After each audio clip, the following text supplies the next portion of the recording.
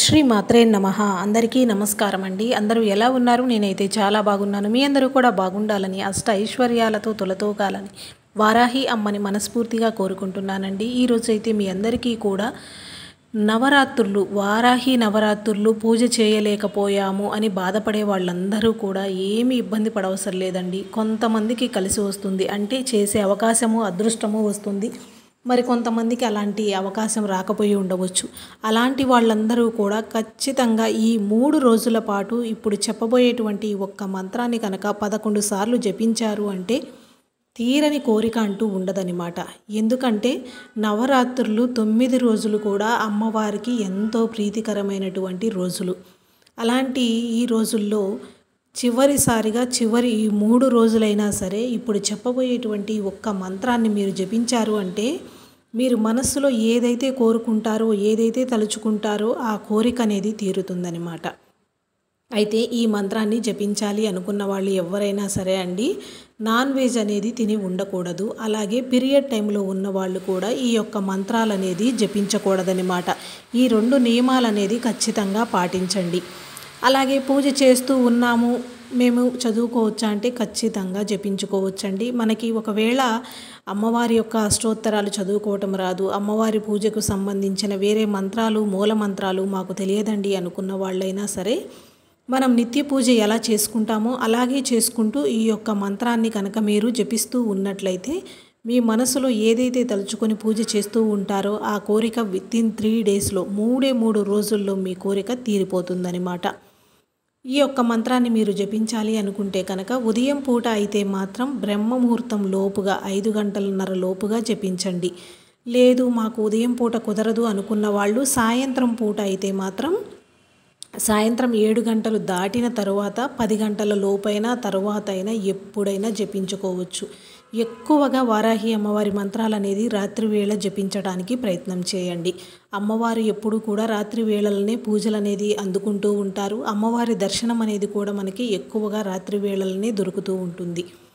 అమ్మవారు రాత్రి వేళ సంచరిస్తూ ఉంటారు కాబట్టి అమ్మ యొక్క నామాన్ని, అమ్మ యొక్క మంత్రాన్ని కనుక ఎవరైతే జపిస్తూ ఉంటారో వారిపైన ఆ తల్లి చల్లని చూపు, కరుణ కటాక్షాలు అనేవి పడుతూ ఉంటాయన్నమాట.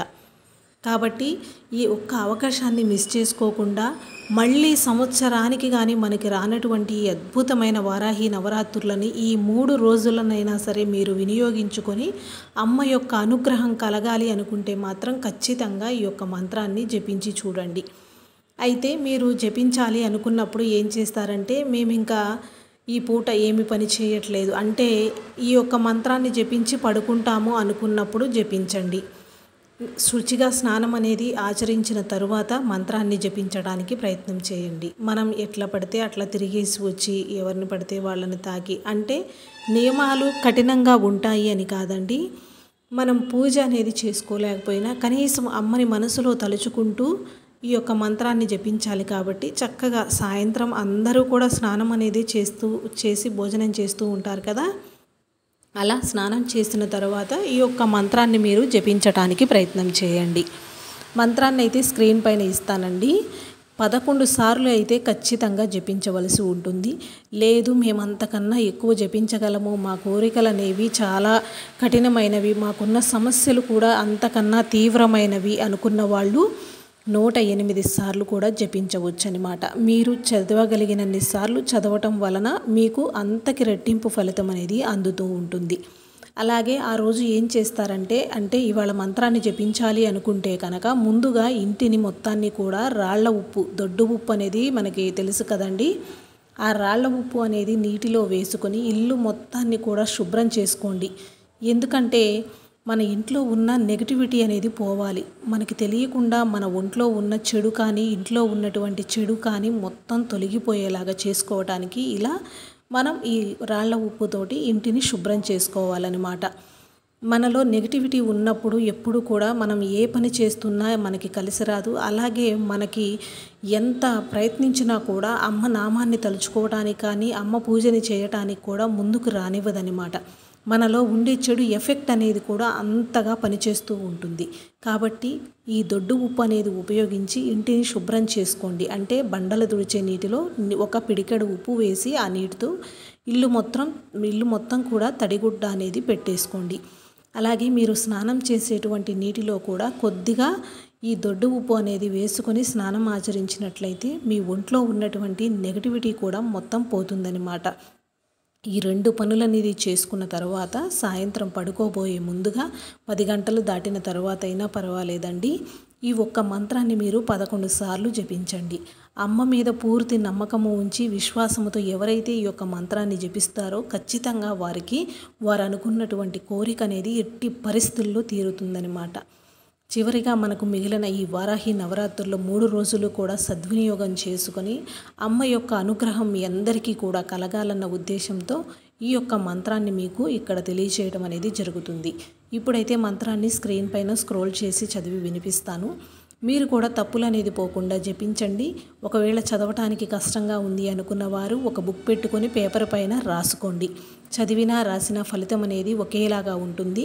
నమ్మకంతో చేయటం అనేది ఇక్కడ ముఖ్యమైన పని అన్నమాట. ఇప్పుడైతే మంత్రాన్ని చూద్దామండి.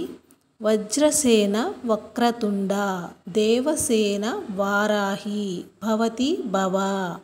వజ్రసేన వక్రతుండ దేవసేన వారాహి భవతి భవ. వజ్రసేన వక్రతుండ దేవసేన వారాహి భవతి భవ. ఈ యొక్క అద్భుతమైనటువంటి నామాన్ని మీరు 11 సార్లు జపిస్తే కనుక 3 రోజుల్లో మీకున్నటువంటి సమస్యలన్నీ తీరిపోతాయి. మీకున్నటువంటి ఎలాంటి కోరికైనా కూడా ఖచ్చితంగా తీరుతుంది. ముందుగా శుచిగా స్నానం చేసిన తరువాత మీ యొక్క కోరిక అనేది మనసులో తలుచుకోండి. మీకు వివాహం జరగాలి, ఉద్యోగం రావాలి, లేదంటే మీకు తొందరగా సంతానం కలగాలి, లేదా సొంత ఇంటిని కొనుక్కోవాలి, ఇట్లా మీకున్న కోరిక ఏదైతే ఉందో దానిని మనసులో 2 నిమిషాల పాటు తీర్చమని అమ్మని వేడుకుంటూ మనసులో స్మరించుకోండి. ఆ తర్వాత ఈ యొక్క మంత్రాన్ని మీరు 11 సార్లు జపించండి. ఖచ్చితంగా 3 రోజుల్లో మీరు అద్భుతాన్ని చూస్తారనమాట. మీరు ఊహించని స్థాయిలో ఫలితం అనేది మీకు కనపడుతుంది.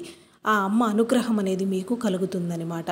ఎవరైతే పూర్తి నమ్మకంతో విశ్వాసంతో అమ్మని పూజిస్తూ అమ్మ యొక్క మంత్రాన్ని జపిస్తారో వారు కోరుకున్న కోరికలన్నీ కూడా ఖచ్చితంగా జరిగి తీరుతాయి. స్వస్తి.